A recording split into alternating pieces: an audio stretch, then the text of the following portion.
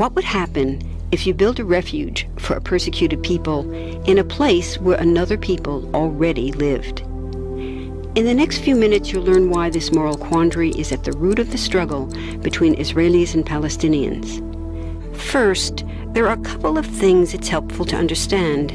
One, many Jews fled harsh persecution in anti-Semitic Europe, especially the Nazi Holocaust. Zionists encouraged massive immigration to historic Palestine, at that time a British colony, where Jews had an age-old connection and where small Jewish communities had long existed among larger groups of indigenous peoples. But when the UN offered the Jewish immigrants the majority of the land for a new state called Israel, for the indigenous Palestinians who lived there, it was a massive destruction of life. They rejected the UN's partition plan, and several Arab states invaded the new state of Israel. Israeli forces essentially erased over 400 Palestinian villages and towns. By the end of the fighting, Israel controlled 78% of historic Palestine. And when 750,000 Palestinians who fled or were expelled during fighting tried to return to their homes where the new state now stood, they were permanently barred by the Israeli government. While over 100,000 of their relatives and neighbors who hadn't left became second-class citizens of the new state, along with the new Jewish majority. Today, Palestinian refugees and their descendants number in the millions. Most are in the Gaza Strip, the West Bank, and Jordan. Many are spread throughout the world, with millions still living in refugee camps, seeking to return to their homeland. To sum up, one group of refugees found a much-needed home, but in the process, a new group of refugees was created. Here's the second thing to understand. Israel was founded as a Jewish state. But now ask yourself, what exactly does that mean? People had lots of ideas about what a Jewish state should look like. Some called for equality for all citizens. But what was created, in practice, was institutional discrimination against non-Jews. In other words, Israel ended up being built on a blueprint of exclusion. The Israeli government wants maximum land and resources for Jews, but not the Palestinians living there.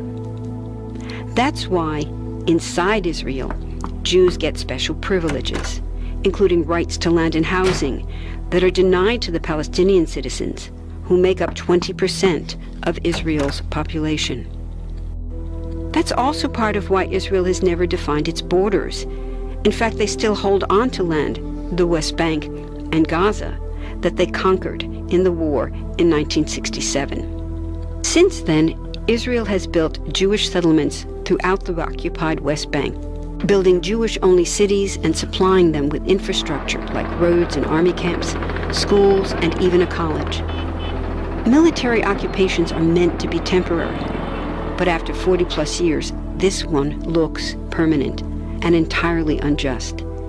In the West Bank, Israeli Jewish settlers and Palestinians live on the same land, but must live under two completely separate and unequal systems of Israeli law. The Jewish settlers dominate the natural resources, including water and agricultural land, and they're backed by the Israeli army. To maintain the occupation, Israel has demolished thousands of Palestinian homes and orchards, confiscated Palestinian land, bombed a captive civilian population in Gaza, and punished resistance with raids, arrests, and assassinations, all to gain maximum land, while making life so difficult for Palestinians that they will either leave or be too afraid to resist. Palestinians have fought back. For decades, they tried to achieve national liberation through armed struggle. Some groups still do.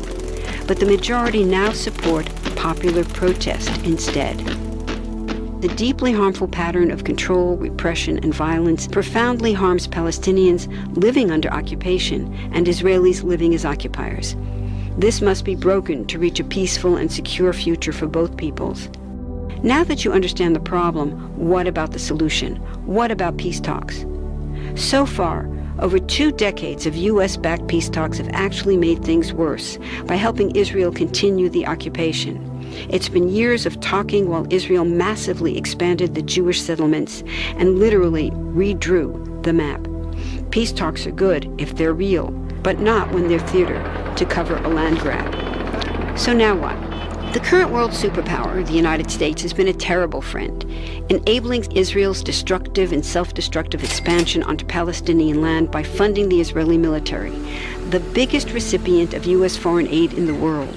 But there's another superpower that can make the difference: you.